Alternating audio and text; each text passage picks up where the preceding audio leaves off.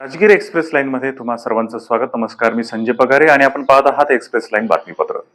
किशोर पोलिसांची तत्पर कारवाई, हरवलेली 2 अल्पवयीन मुले सुखरूप पालकांच्या स्वाधीन. कन्नड तालुक्यातील करंजखेडा येथून हरवलेल्या 2 अल्पवयीन मुलांचा किशोर पोलिसांनी अवघ्या काही तासात चाळीसगाव व छत्रपती संभाजीनगर येथून शोध घेऊन त्यांना सुखरूप पालकांच्या स्वाधीन केले.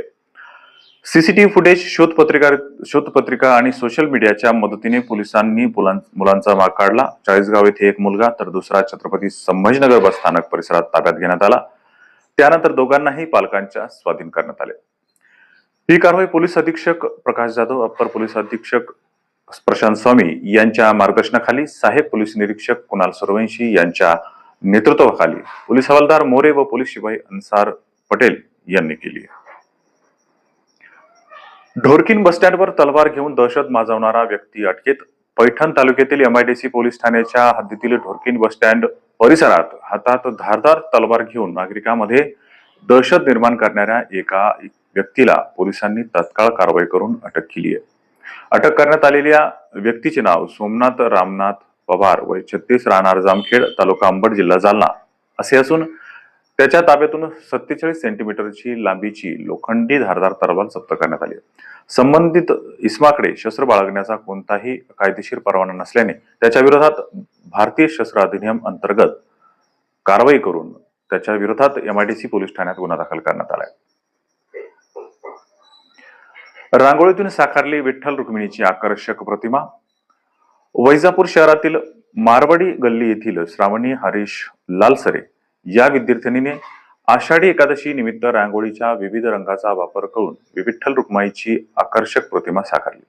मागील काही वर्षापासून ती सातत्याने हा उपक्रम राबवत आहे. या रांगोळीसाठी नारायणी सोमन लालसरे व कृष्णाई यांनी तिला सहकार्य केले. माजी नगराध्यक्षा शिल्पाताई परदेशी व धुंडराम सिंह राजपूत यांनी भेट देऊन श्रावणीच्या कलाकृतीचे कौतुक केले. कारगिल दिवसानिमित्त वीर जवानांना अभिवादन.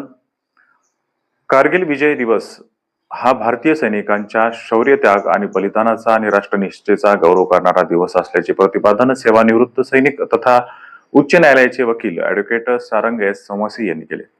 ते दिवंगत लोकनेते RM वाणी साहेब शासकीय औद्योगिक प्रशिक्षण संस्था वैजापूर येथे आयोजित कारगिल विजय दिन कार्यक्रमात बोलत होते. कार्यक्रमाच्या अध्यक्षस्थानी प्राचार्य राजेश धानोरकर होते. यावेळी शहरातील माजी सैनिक उपस्थित होते. कार्यक्रमाच्या यशस्वीतेसाठी संस्थेतील शिक्षक कर्मचाऱ्यांनी परिश्रम घेतले. राष्ट्रगीताने कार्यक्रमाची सांगता झाली. विशेष मतदार यादी पुनर्निरीक्षण 8 ऑगस्ट पर्यंत गणना अर्ज भरण्याचे आवाहन. महाराष्ट्रात विशेष मतदार यादी पुनर्निरीक्षण कार्यक्रम सुरू असून सध्याच्या मतदारांनी 8 ऑगस्ट 2026 पर्यंत गणना अर्ज भरून संबंधित BLO यांच्याकडे जमा करावेत, असे आवाहन मुख्य निवडणूक अधिकारी कार्यालयाने केले आहे. या अर्जाच्या आधारे 17 ऑगस्ट 2026 रोजी प्रारूप मतदार यादी प्रसिद्ध होणार आहे. ज्या पात्र मतदारांची नावे यादीत नसतील किंवा नव्याने नाव नोंदवायचे असेल त्यांना 17 ऑगस्ट ते 16 सप्टेंबर 2026 या कालावधीत नमुना 6, 7 व 8 द्वारे अर्ज करता येणार आहे. अंतिम मतदार यादी 19 ऑक्टोबर 2026 रोजी प्रसिद्ध करण्यात येणार असल्याचेही प्रसिद्धी पत्रकात नमूद करण्यात आले. हे होते राजगीर एक्सप्रेस लाईनचे बातमीपत्र. अधिक बातम्यांसाठी पाहत रहा राजगीर एक्सप्रेस लाईन. धन्यवाद.